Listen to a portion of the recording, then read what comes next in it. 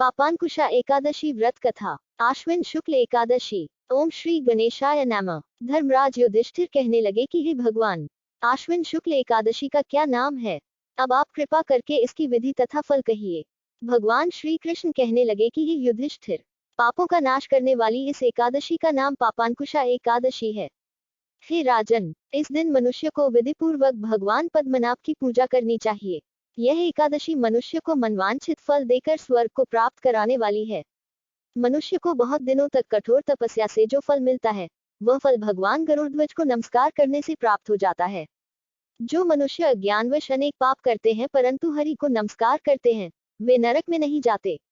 विष्णु के नाम के कीर्तन मात्र से संसार के सब तीर्थों के पुण्य का फल मिल जाता है। जो मनुष्य शौंक धनुषधारी भगवान विष्णु की शरण में जाते हैं, उन्हें कभी भी यम यातना भोगनी नहीं पड़ती।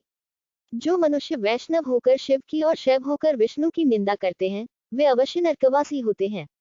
सहस्रों वाजपेय और अश्वमेध यज्ञों से जो फल प्राप्त होता है, वह एकादशी के व्रत के 16वें भाग के बराबर भी नहीं होता है। संसार में एकादशी के बराबर कोई पुण्य नहीं, इसके बराबर पवित्र तीनों लोकों में कुछ भी नहीं। इस एकादशी के बराबर कोई व्रत नहीं। जब तक मनुष्य पद्मनाभ की एकादशी का व्रत नहीं करते हैं, तब तक उनकी देह में पाप वास कर सकते हैं। हे राजेंद्र, यह एकादशी स्वर्ग, मोक्ष, आरोग्यता, सुंदर स्त्री तथा अन्न और धन की देने वाली है। एकादशी के व्रत के बराबर गंगा, गया, काशी, कुरुक्षेत्र और पुष्कर भी पुण्यवान नहीं है। हरिवासर तथा एकादशी का व्रत करने और जागरण करने से सहज ही में मनुष्य विष्णु पद को प्राप्त होता है। हे युधिष्ठिर, इस व्रत के करने वाले 10 पीढ़ी मातृपक्ष, 10 पीढ़ी पितृपक्ष, 10 पीढ़ी स्त्री पक्ष तथा 10 पीढ़ी मित्र पक्ष का उद्धार कर देते हैं। वे दिव्य देह धारण कर चतुर्भुज रूप हो, पीतांबर पहने और हाथ में माला लेकर गरुड़ पर चढ़कर विष्णुलोक को जाते हैं। हे नृपोत्तम, बाल्यावस्था, युवावस्था और वृद्धावस्था में इस व्रत को करने से पापी मनुष्य भी दुर्गति को प्राप्त न होकर सद्गति को प्राप्त होता है।